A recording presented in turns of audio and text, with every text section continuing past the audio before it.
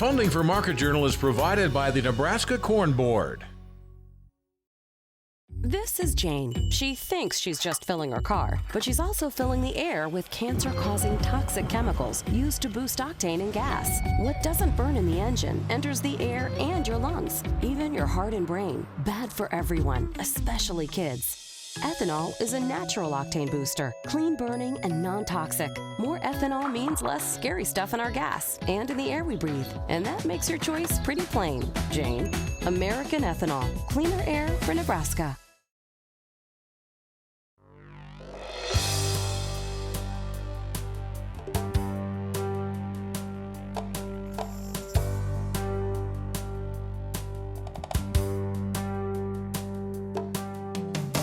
Market Journal, television for agricultural business decisions, is a presentation of the University of Nebraska-Lincoln's Institute of Agriculture and Natural Resources. Promotional support is provided by the Nebraska Farmer Magazine, and major funding for Market Journal is provided by the Nebraska Corn Board. Welcome to this week's edition of Market Journal. I'm Jeff Wilkerson. On this episode, Jeff Peterson looks at crop conditions across the country. Loren Giesler describes soybean seedling disease issues. Greg Kruger explains how to best control giant ragweed. And Dave Aiken talks about a recent Nebraska Court of Appeals case dealing with family farm corporations. Jeff Peterson from Heartland Farm Partners is our market analyst this week. It was a rough start to the week on Tuesday as July corn lost more than 7 cents a bushel and July soybeans shed nearly 14 cents. Both commodities bounced higher Wednesday, a day after the USDA listed 65% of this year's corn crop in good to excellent condition. The agency's first ratings of the season indicated less favorable settings to the east. 17% of corn in Indiana and 15% in Illinois were categorized as poor to very poor. We talked with Jeff Thursday morning and started by asking about current conditions. You know, the crop condition report came out a little less than the industry thought, 65% good to excellent nationally compared to the 68% average. And so as a result, that gave the market a little bit of a bounce. We personally don't think, both for Nebraska and nationally, that the crop probably is that good, Jeff. I know when the score came out, on the Nebraska numbers, 76% good to excellent, that compared to 72% last year. We really don't think the crop is that good, but as we look forward to next week, we think we'll probably see both of those increase 1 to 2% again. So sort of a two-part question. Where are the weak spots? And in those weak spots, is there some switching from corn to beans? Yeah, so I think if you were to just make some general broad brush areas, you'd say actually North Dakota and South Dakota, you see a little bit of problem because of dryness. You move over into the eastern corn belt, take Illinois, Indiana, Ohio, Missouri, a little bit of Arkansas, you're going to look in those areas and say it's because it's too wet. Their conditions are way below what you'd expect to see. In those areas, in the eastern corn belt, there is some changes happening. A couple changes of noteworthy, I think, is one, you're seeing a little shift from corn to beans. You're seeing an increase in prevent plant that's happening, but you're also seeing a big amount of replant that's happening in those areas. We're also hearing a more replant in Nebraska, though, mainly on the soybean side, not so much on the corn side. This week, bloody day on Tuesday, bounce back a little bit on Wednesday. What's going on here? I think if you look big picture, you'd say this is a market that's really kind of uncertain about where it's going to go, and it can't develop any conviction really either way. So all of a sudden we come in on Tuesday and they're looking at maybe a little bit better weather.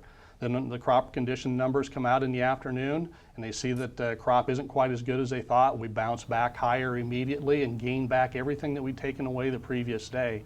And we're going to see more of that type of action until the market can get certain about the direction that it wants to go. Funds still short in corn? They are. They're currently short 173,000 contracts.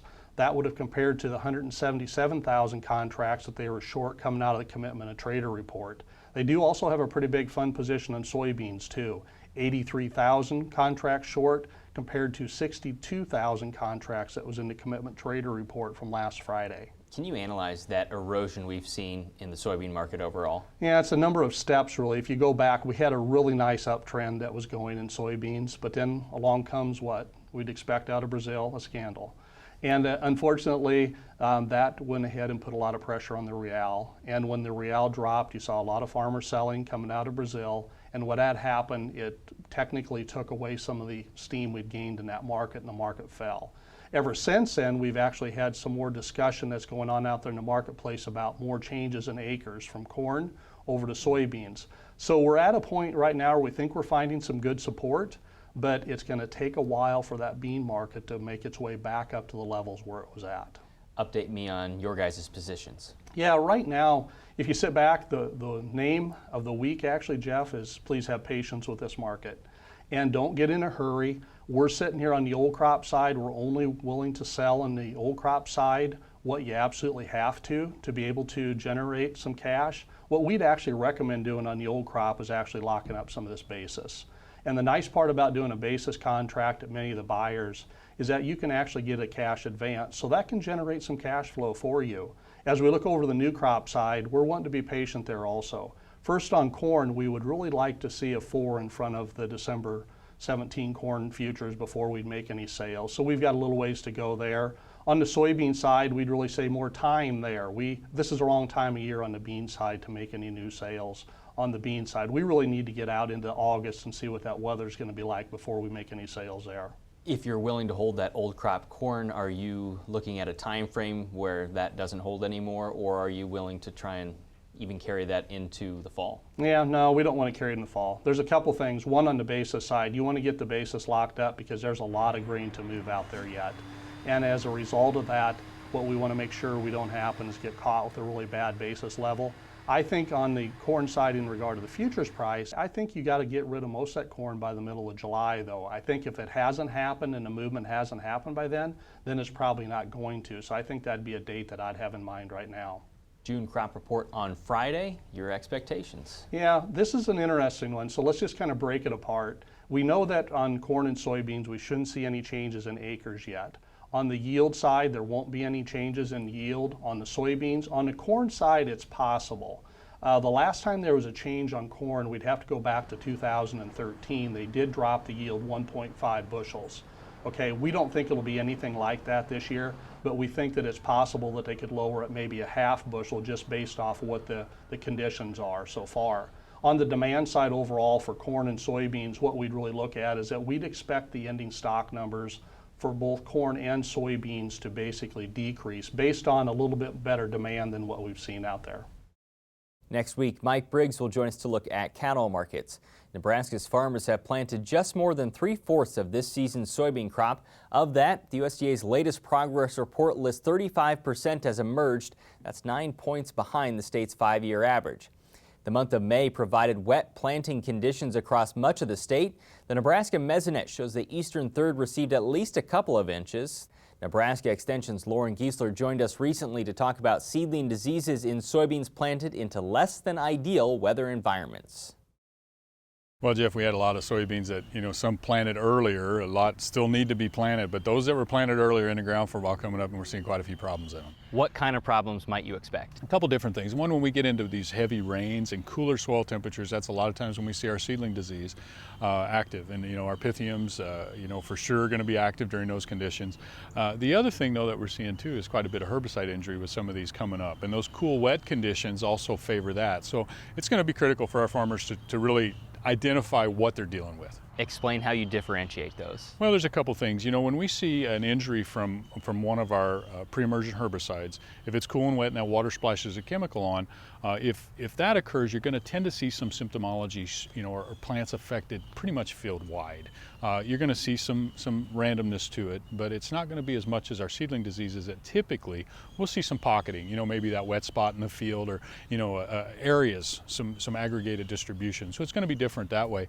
The other thing is a lot of times those plants that are affected by herbicide are going to have pretty healthy root systems. So they may look pretty good down there below, but when we look at the upper portion, we may see some obvious points where when they crook out of the ground, they get some of these little lesions that form, and then some on the cotyledons as well. And that can actually just kill the top of the plant if it's extreme. How different can the seedling diseases look? Oh, seedling diseases are really hard. So I've been doing this over 20 years, and I still don't feel confident to say, yeah, that's Rhizoctonia or that's Pythium, in most cases. So I would really encourage people, if they haven't ever had an identification done for seedling disease, that they take a sample and submit that to a diagnostic lab for real confirmation on what they're dealing with. Management options in the future? A few different things. So one is, as far as herbicide injury, I'm not going to tell you what to do on that. I'm a pathologist, but you're going to still use that, most likely. You need it. But when it comes to seedling diseases, then we can start using seed treatment fungicides for sure, making sure we've got the right treatment. If specifically we get into something where we have Phytophthora, we can use resistant varieties as well. But for the ones we're seeing right now, most of the time I think you're going to be dealing with Pythiums and things that good seed treatment would work.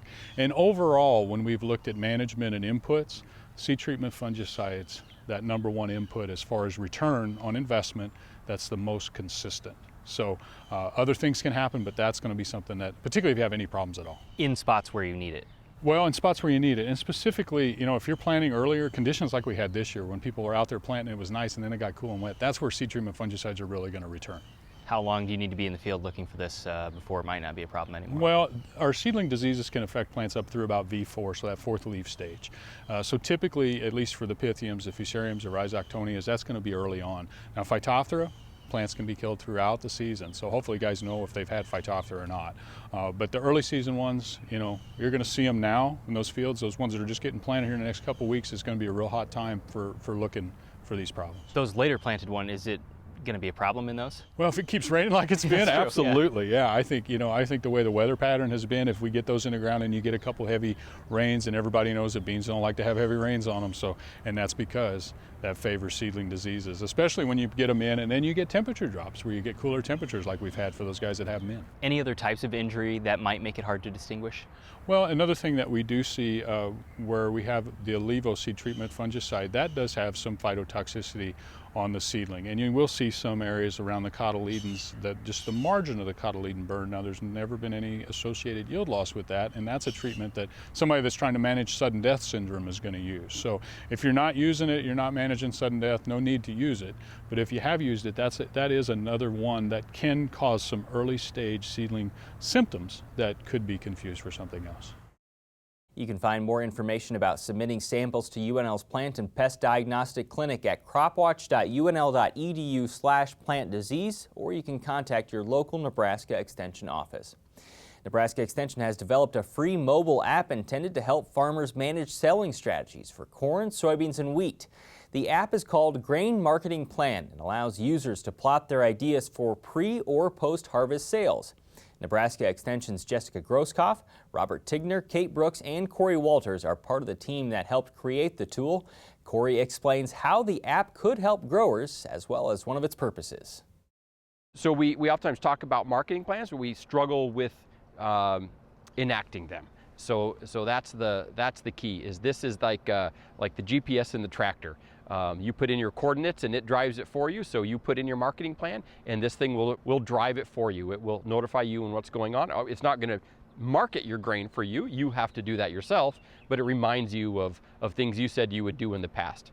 So right now the app is focusing just on futures prices.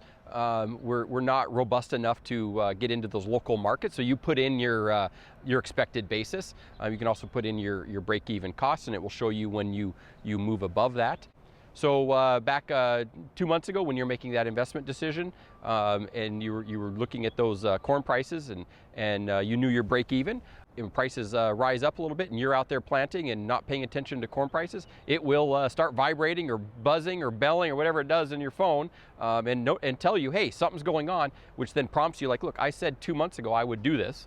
And you would turn around then and either update your decision, like you would actually do that, or update your marketing plan again on that. But we would like that you follow through on your marketing plan. And it's much better than not knowing anything. The Grain Marketing Plan app is available for iPhone and iPad. It was funded in part by the Nebraska Corn Board. In 2010, researchers confirmed giant ragweed was resistant to glyphosate in Nebraska. It was the second weed to develop glyphosate resistance in the state. Mare's tail was the first in 2006. Growers in Ontario, Canada, as well as Ohio, Indiana, Iowa, Minnesota, and several other U.S. states are now all trying to control the weed with one fewer tool. If you aren't able to manage it early, it might not be hard to notice later. Nebraska Extension's Greg Kruger joined us recently to discuss giant ragweed's prominence in the state. Giant ragweed is just one of those that it's a beast. We can see it grow 10, 12 foot tall. It's going to outgrow corn in some situations. And it's another one of those weeds that we have in Nebraska that are glyphosate resistant. So it's one of those that we certainly have to have on our radar in certain areas of the state. Tell me about where it's located in Nebraska. Yeah, so giant ragweed, interestingly enough, is what I'd consider an eastern Nebraska weed. So as we get into even Grand Island and farther west, we just don't see it very often. Not that it doesn't occur, but it's pretty uncommon. If we get into that eastern third of the state, east of York, then it becomes very, very common, and it kind of thins out between York area and Grand Island. A lot of that's probably due to the rainfall patterns that we have in the state. So as everybody knows, the farther west you go in the state, the less rainfall we have. Giant ragweed likes to have a good drink every once in a while, and so the more water we've got, the better it's going to do. So it does better in these high rainfall environments. You said even within the eastern 1/3 of the state, giant ragweed is not exclusive, but more prominent in certain counties. Yeah, so in particularly when we talk about the glyphosate resistance issues, we tend to see the glyphosate resistant issues show up in those probably 4 or 5 southeastern counties and the 4 or 5, 6 northeastern counties. So if you're up in the top northeast part of the state or down in the southeastern part of the state, be on the lookout, because you're probably dealing with glyphosate resistance. Now, there's probably a few isolated pockets outside of that. We've worked on a few of them in the past few years, but that's where the highest concentration of glyphosate resistant or giant ragweed populations are. How difficult is control? What are your options? Control is a little bit challenging, because once it gets going, it grows fast.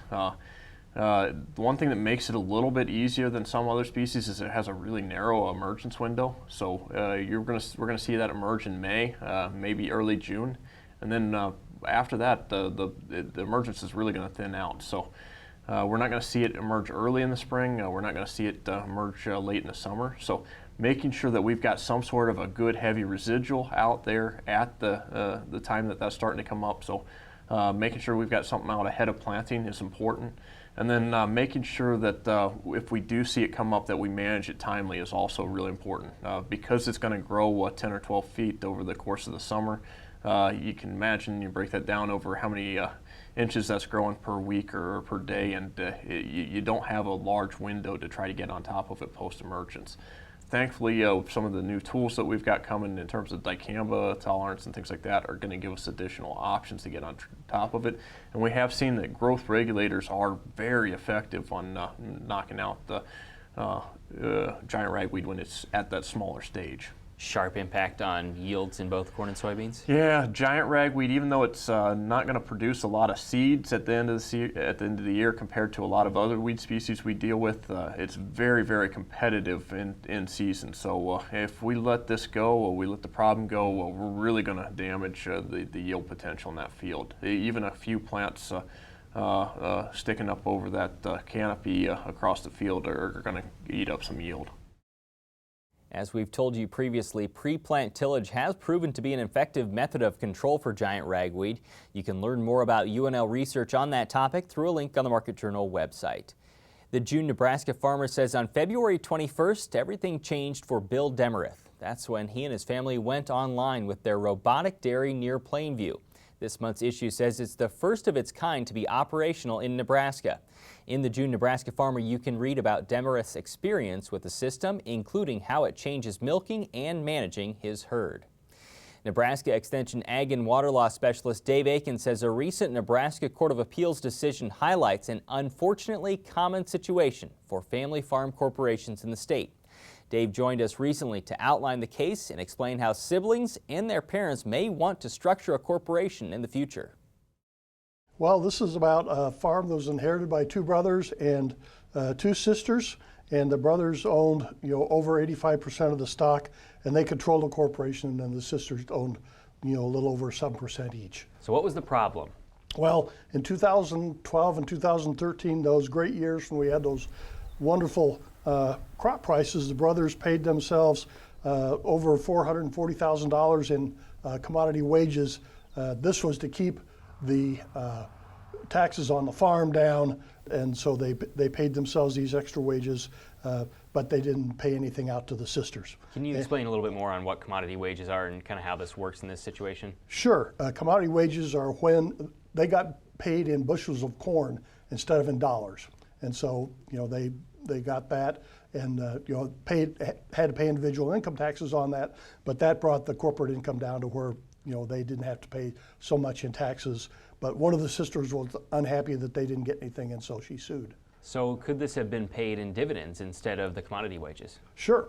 That's a choice that they had, but their choice was, this is kind of how Dad did it. When Dad was running it, when he had a good year, he paid himself in commodity wages and stuff, and this kept the taxes down for the farm, and we kind of like Dad's approach, and so we're going to do it the way he did it. So how could this happen that the two brothers receive that large sum of money and the sisters get nothing in return? Well, this is a more common situation than we probably realize, and it happens a lot in family corporations, whether they're farm or no farm, and it's lawyers call it the minority shareholder freeze out. Which is what?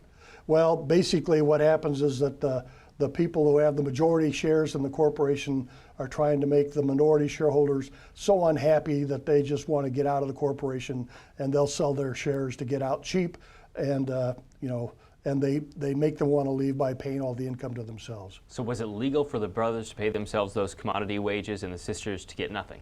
Yes, it is legal. It doesn't seem fair, but it is legal in Nebraska. We've got a fairly business-friendly set of laws and courts and so forth, and they said that yes, it was legal, even though in some states it's not. Split decision, though. Yes, it was a split decision, and the two judges said it was legal. One said it was not legal, and the judge that said it was not said basically these brothers, as directors of the corporation, owe a responsibility to all the shareholders, not to themselves, and just paying the money to themselves and not sharing it with their sisters was oppressive and, in his opinion, illegal. One would say this might not seem fair. What would be the answer to that? Well, it doesn't seem fair to me either. But as I tell my students in class, just because it's legal doesn't mean it's fair or that it's right.